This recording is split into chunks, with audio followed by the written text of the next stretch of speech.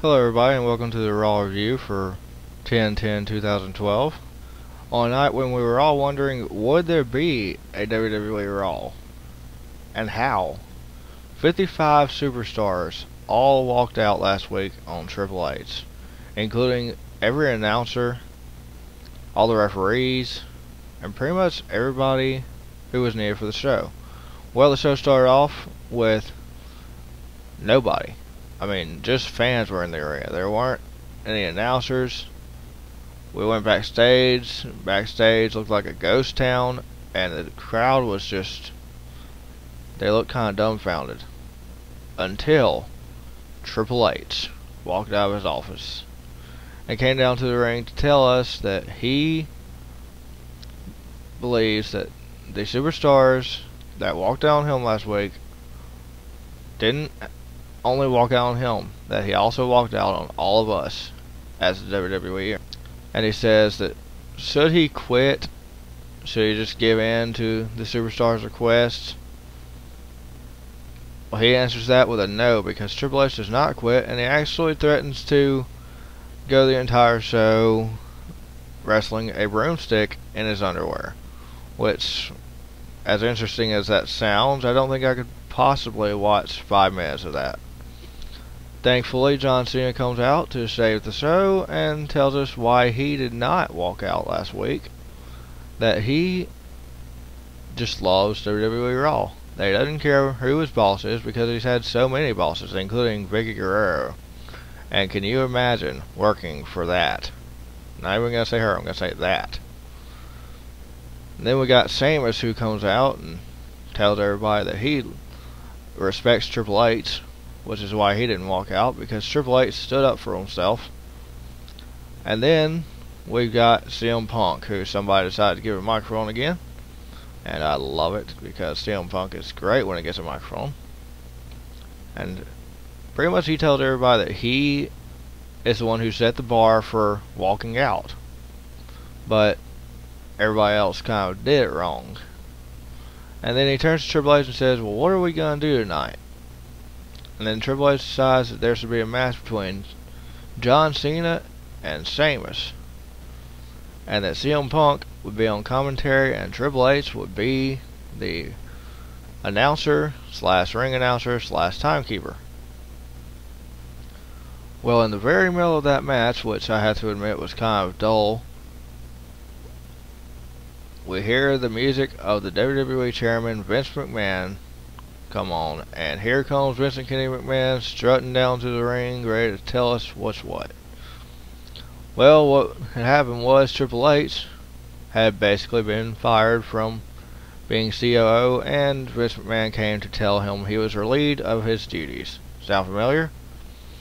But after that, the worst thing ever, which we expected, but it's the worst thing that could have happened, John Laurinaitis, the biggest disease in WWE, is now the general manager, the interim general manager. And I hope that interim means not for very long, because I have to admit that this was actually one of the most boring shows I've seen in a while, although last week's was pretty boring itself. But still, John Laurinaitis, I mean, the only thing that he has to do with the entire company is the fact that he's Animal's brother. I mean, he has no real place in WWE, and it's definitely not good for him to be in a management position. So that takes out the rumor that I had heard, which was that Triple H would have a team facing Vince McMahon's team for the position of COO at Survivor Series. So that rumor is apparently not true. So anybody who I told that on Facebook or wherever, apparently that rumor is not true, and you can quit believing it now, as I am going to.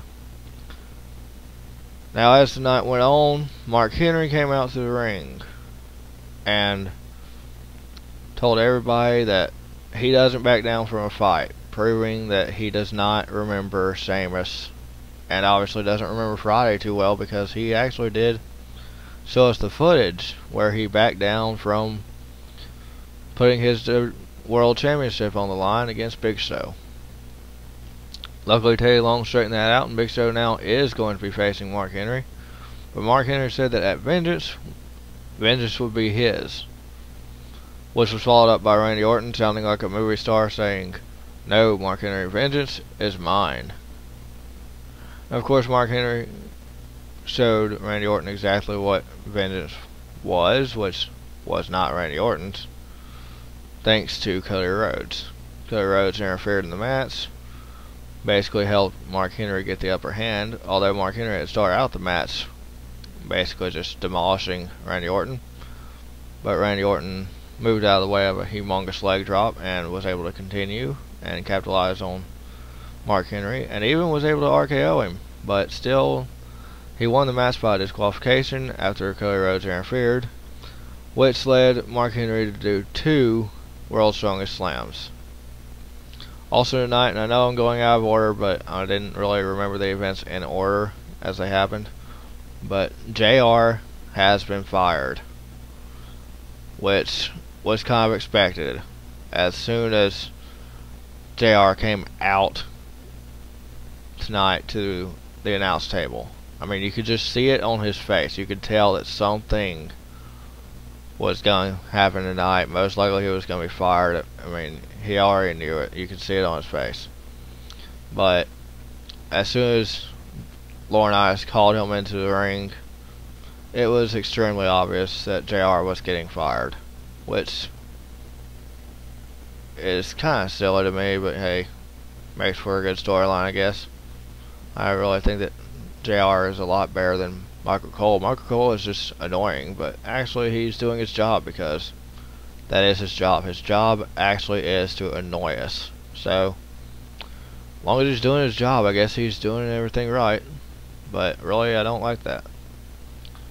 And also, tonight we got shown some more of Mason Ryan, the guy who I can barely remember the name of, and yet is a humongous powerhouse, and could have taken out Otunga and Zigzwag, as I call him, on his own. Luckily, he had Airboom there to help him also, but like I said, he could have done it on his own. And they easily won that match.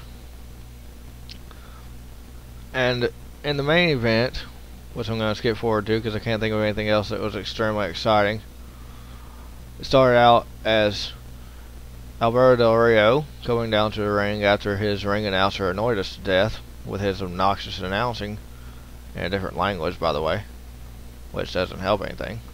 And he was going to face CM Punk. Now, I gotta admit, that match was boring.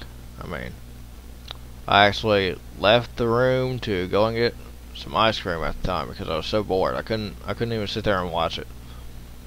And luckily, by the time that I got back, things were a little bit more exciting. John Laurinaitis came out and proved that his voice was actually more dull than the match. But he did reinstate 2 superstars, which we knew who those 2 superstars would be, of course. But of course, the announcers wanted to make it sound dramatic, like they didn't know who it was. It was the Awesome Truth, who were now put into the match as a tag team match with Punk and Del Rio teaming up, which is quite honestly the worst tag team ever. I hope they never do that again, to be honest with you. Those 2 did not need to be teamed up. They need to be beating the crap out of each other on WWE Raw all the time. And basically, R-Truth and Miz made the match a little bit better, made it more exciting, and they got themselves disqualified by double teaming on CM Punk and just beating him down and not listening to the referee. And to save the day, here comes the game Triple H. And that pretty much scared Miz and Truth out of the building after they got beat down, and then Triple H and Punk disassembled the announce table. Now, quite honestly, I think that WWE has gotten worse as far as more boring.